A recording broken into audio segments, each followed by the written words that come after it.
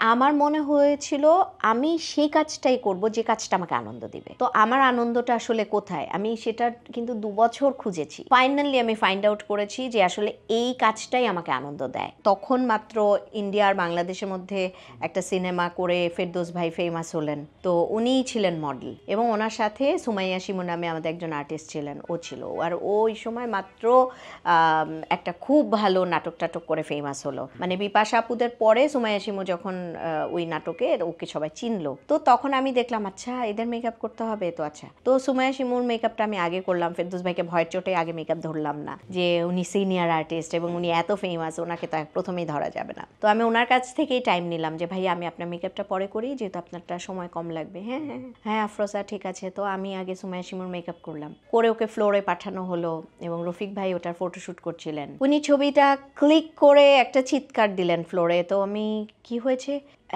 ফ্রোজা আপু এটা কী করেছেন, তো কি হয়েছে? তো আমি ভাবলাম আমি তো খুব ডিজাস্টার কিছু করে ফেলেছি। তো তারপরে আমি তো একটু ভয় পেয়ে গেলাম। তারপরে কি হয়েছে, তো তখন উনি আমাকে বললেন ও মাই গড আপনি এত সুন্দর মেকআপ দিয়েছেন, এটা তো আমার এডিট করতে হবে না, মানে এত সুন্দর কাজ হয়েছে। তো that was my first work, এবং ওই কাজটা দিয়ে আমার জার্নি শুরু হলো।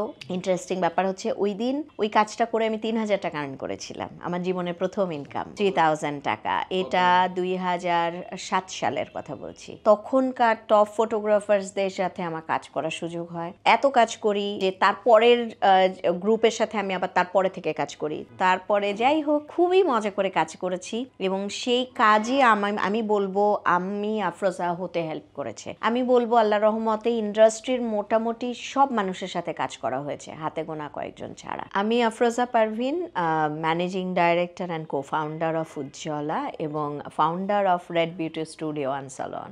আমি যখন আমার বয়স 10 বছর তখন থেকে আমি বউ সাজাই। এটা আমি এখন যখন চিন্তা করি, আগে যখন ভাবতাম এটা নর্মাল, বাট এখন যখন আমার বাচ্চা 10 বছর পার করে 11, 12, 13, 14তে যাচ্ছে, তখন আমার মনে হয় এটা কিভাবে সম্ভব 10 বছর বয়সে কাউকে সাজানো। এখন আমি নিজে নিজে অবাক হই। গড গিফটেড ছিল মেবি। আমার কাছে যারা আসতো, কেউ আইলাইনার নিয়ে আসতো, কেউ ব্লাশার নিয়ে আসতো, কেউ লিপস্টিক নিয়ে আসতো, এসে বলতো আমাকে একটু ইউজ করিয়ে দাও, মানে পরিয়ে দাও।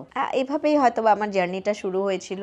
আমরা ফার্স্ট শুরু করেছি বাংলাদেশে প্রথম বুটিক বিউটি সালন, কিন্তু রেডের জার্নি শুরু। বুটিক যে বিউটি সালন ফরম্যাট হতে পারে এটাই কেউ জানতো না। তখন মনে হতো ইদার সিঙ্গেল শাটারের সালন, না নতুবা একদম বড় ফরম্যাটে ঢালাই করা সালন। বর্তমান সময়ে বাংলাদেশে স্পেশালি ঢাকাতে লাইফস্টাইল ইটস ভেরি হাই। রেডের একটা চিন্তা ভাবনা একদম তখন থেকে যে আমরা বাজেট ফ্রেন্ডলি হব, এবং আমরা এমনভাবে সার্ভিস প্রোভাইড করব যেটা যে কেউ তার নিজের ইনকামটাকে মাথায় রেখে এসে সে সার্ভিসটা যেন নিতে পারে। সলনে আমাদের সাথে আমি যদি বলি আমার এন্টায়ার টিম, ইটস অলমোস্ট আমার মোটামুটি 300-এর মতো একটা টিম আমার সাথে কাজ করে। আমাদের 3টা ব্রাঞ্চ আছে এখন ঢাকাতে।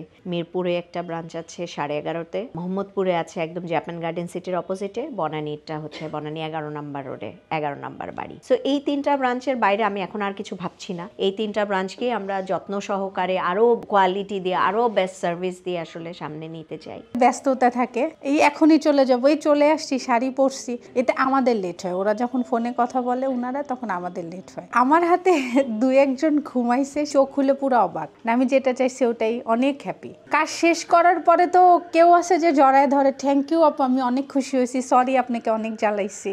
আর কেউ আছে যে আপু এতক্ষণ কষ্ট করলেন, আপনাকে আমি কিছু দিয়ে যাই। এটা যার যার ইচ্ছা। আমার স্যাটিসফাই হচ্ছে আমি এত খুঁতখুত করার পরও সে যে তাকায় আয়না দেখে অবাক হয়ে যায়, খুশি হয়, পরে অফিসে ফোন দিয়ে বলে আমি দ্বিতীয়বার উনাকেই চাই। এইটা আমার কাছে খুব হ্যাপি। কনের সাথে যারা আসে উনারা অনেক সময় আছে যে আমাদের উপরে ছেড়ে দেয়, যে উনাকে কমপ্লিট আপনারা করবেন, আপনাদের মনের মতো করেই ছেড়ে দিবেন। ওইটা আমরা খুব ভালো লাগে যেটা আমাদের উপরে ছাড়ে। আরেকটা আছে যে উনারা বলে যে এই ছবি সেম হুবহু এইরকমই করতে হবে, আমরাও চেষ্টা করি হুবহু করে দিতে।